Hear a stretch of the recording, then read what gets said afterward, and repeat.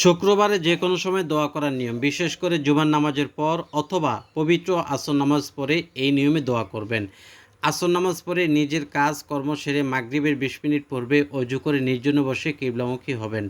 আর যদি অন্য যে কোনো টাইমে করেন তাহলেও সমস্যা নেই, অজু করে নির্জনে বসে কিবলামুখী হবেন।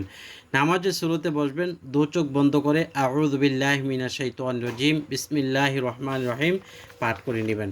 দর্শক, যখন আপনার আউযুবিল্লাহ বিসমিল্লাহ শেষ হয়ে যাবে তখন নিম্নে দরুদ শরীফটি পাঠ করবেন। আল্লাহুম্মা সাল্লি আলা মুহাম্মাদিন নাবিয়িল উম্মি ওয়া আলা আলিহি ওয়া সাল্লিম তাসলিমা। এরপর আয়াতুল কুরসি একবার, আল্লাহ দোয়া, সাইদুল ইস্তিগফার একবার পাঠ করবেন, সূরাতুল কাউসার 10 বার পাঠ করবেন। এরপর 10 বার পাঠ করবেন ইসমে আজম, ইয়া যাল জালালি ওয়াল ইকরাম, অথবা সূরাতুল ফাতিহা একবার, আলহামদু সূরা, সূরাতুল ইখলাস, কুল হুয়াল্লাহ সূরা 3 বার, লা ইলাহা ইল্লাল্লাহু ওয়াহদাহু লা শারীকা লাহু লাহুল মুলকু ওয়া লাহুল হামদু ওয়া হুয়া আলা কুল্লি শাইইন কাদির 3 বার পাঠ করবেন।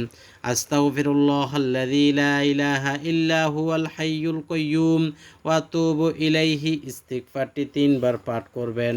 3 বার পাঠ করা হলে এরপর মুনাজাত দিবেন।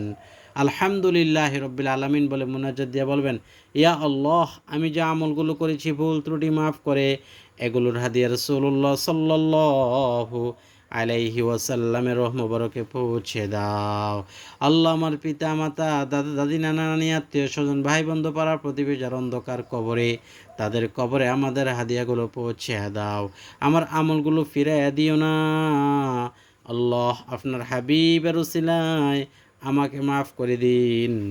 আপনার দরবারে দিনের জন্য আমাকে কবুল করে নিন। আল্লাহ, আমার বংশের সবাইকে আপনি নেককার, পরহেজগার, দিনদার, মুত্তাকি বানিয়ে দেন, মুমিন মুহসিন বানিয়ে দেন। ইয়া যাল জালালি ওয়াল ইকরাম। ইসমে আজম রসিলা আজকে যে চাওয়া পাওয়া নিয়ে উপস্থিত হয়েছি এগুলো মেটানোর মতো আপনি ছাড়া আর কেউ নাই। আপনি আমার সকল মনের আশাগুলো পূরণ করে দেন। আয় আল্লাহ, আপনার হাবিবকে স্বপ্নে দেখা কবুল করেন।